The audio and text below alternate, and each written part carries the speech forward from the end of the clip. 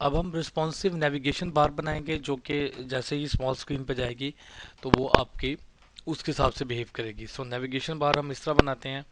नेव की एक हमारे पास टैग मौजूद है, तो मैं इसे कहता हूँ जी class is equals to, class में इसको मैं नेव बार कहूँगा और नेव बार डिफ़ॉल्ट, नेव बार डिफ़ॉल्ट की मेरे पास क्लास अवेलेबल है।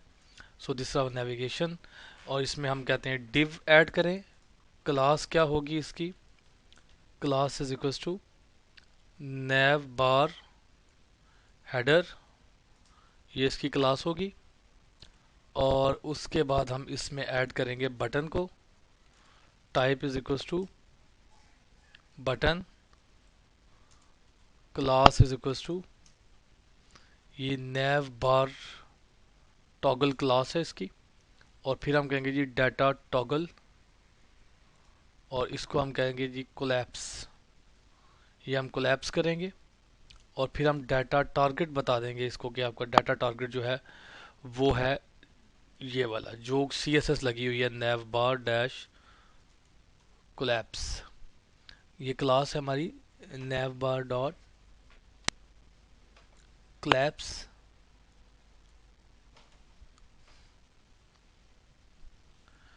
ठीक हो गया। इसके अंदर अब हम अपने स्पैन ऐड करेंगे। स्पैन क्लास आइकन बार, ये हमने ऐड किया आइकन बार। ये हम अभी वो चीज़ बना रहे हैं कि हम कितने इसके अंदर चीज़ें ऐड करेंगे। सो 1 2 3, तीन आइकन बार है मेरे पास। अब मुझे नैव कोलैप्स ये बनाना होगा। सो यहाँ पे मैं जब इसे कंप्लीट करता हूँ तो अब मैं कहूँगा div class is equals to, class में कहूँगा जी नैव बार कोलैप्स, ये क्लास क्योंकि मैं ऊपर बता चुका हूँ कि मैं ये क्लास बनाने जा रहा हूँ, उससे मैं कहूँगा कोलैप्स की क्लास। और उसके बाद हम इसके अंदर एक यूएल ऐड करेंगे जो कि हमारे पास क्लास उसकी होगी क्लास नैव, नैव बार डैश नैव, ये हमारी क्लास होगी। और इसके अंदर हम अपने लिस्ट आइटम ऐड करेंगे एल आई क्लास। क्लास में मैं कहता हूँ जी इसको हम एक्टिव कर देते हैं, फर्स्ट आइटम होगा। और इसके अंदर मैं कहता हूँ जी A H R E F whatever hyper reference, यहाँ पे हम कह देते हैं जी आप होम पे आ जाएं। सो एल आई इसके ऊपर, दूसरा मैं उसे कहता हूँ जी एल आई और ए H R E F this one. और यहाँ पे हम कहते हैं कॉन्टैक्ट एल आई, के बाद मैं इसको कॉपी करता हूँ और सॉरी यहाँ पे कॉन्टैक्ट की जगह अबाउट और कुछ और लेट्स सपोज हम कहते हैं item product what ever products, ये हम इस पे ऐड कर देते हैं।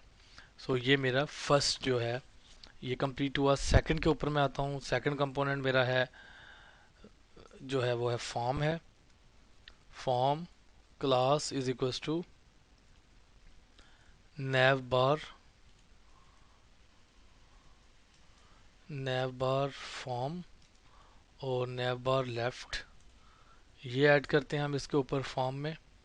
और रोल इसे कहते हैं search, role is equals to, यहाँ हम सर्च ऐड होगा कि ये सर्च बार ये बने, ये फॉर्म सर्च का होगा। Div class is equals to form group, ठीक है। और फॉर्म ग्रुप में हम ऐड करेंगे input, type is equals to text, class is equals to,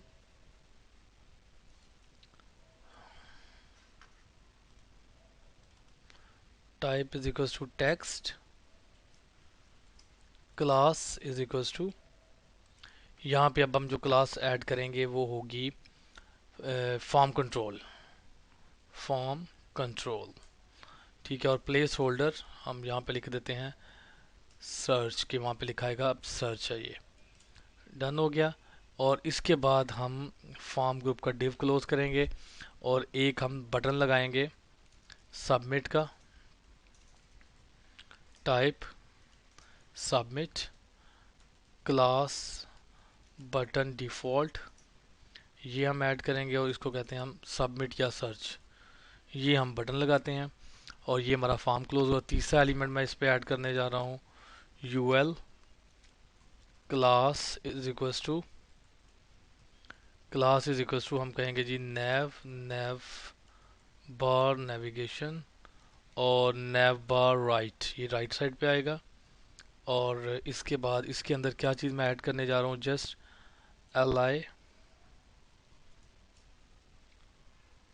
A HREF, और यहाँ पे हम कहेंगे नथिंग। जहाँ जो भी आप इसके अंदर ऐड करवाना चाहे वो आप ऐड कर सकते हैं। और लेट्स सपोज ऐसे कि ये सब्सक्राइब का लिंक है, तो ऐसे सब्सक्राइब हेयर।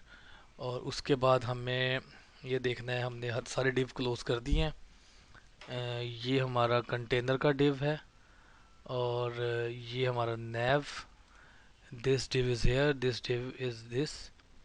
और नेव हेडर का डिव कहाँ क्लोज हो रहा है, यहाँ पे क्लोज हो रहा है।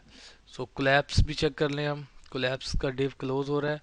फिर हमारे पास फॉर्म है और अब हम इसको चेक कर लेते हैं कोई चीज़ हमारे पास मिसिंग तो नहीं है।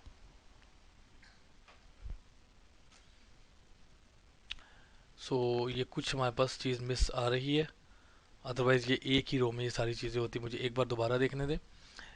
डिव है, हम इसको कंटेनर दिया है। फिर हमने कहा कि जी डिव नैव बार डिफ़ॉल्ट आ गई। उसके बाद हमने कहा जी नैव बार हेडर है, ये जो डिफ़ॉल्ट है this is naive fine, naive header. और ये हेडर यहाँ क्लोज हो रहा है। कोलैप्स आपका ये चीज़, this is at wrong place, ये हमने फॉर्म के अंदर ये सारी चीज़ें लेके आनी है। क्योंकि ये देखें यहाँ पे हम ये कह रहे हैं कि भाई आपने नैव बार कोलैप्स को यहाँ पे लेके आना है। ये सारी चीज़ें इस कोलैप्स के अंडर आएंगी, ये चीज़ ठीक है। सारी चीज़ें इस कोलैप्स जिसमें हमने आइटम क्या क्या आइटम ऐड कर दिए, तीन चीज़ें हमने ऐड की हैं आइकन बार, तीन। एक हमने ऐड किया है दिस वन, एक फॉर्म ऐड किया है, और एक हमने सब्सक्राइब को बिल्कुल राइट कर दिया, ये चीज़। एक चौथा ऐड करते तो हम यहाँ पे एक और आइटम ऐड कर देते और फिर हम यहाँ पे एक नया आइटम इधर ऐड करते। This was one mistake. तो ये चीज़ अगर हम इसको ये हमारे पास कोलैप्स, बाकी सारी चीज़ें हमारी इंडेंट है, ये एक इंडेंट नहीं था, इसको भी हम इंडेंट कर देते हैं। This is now working condition.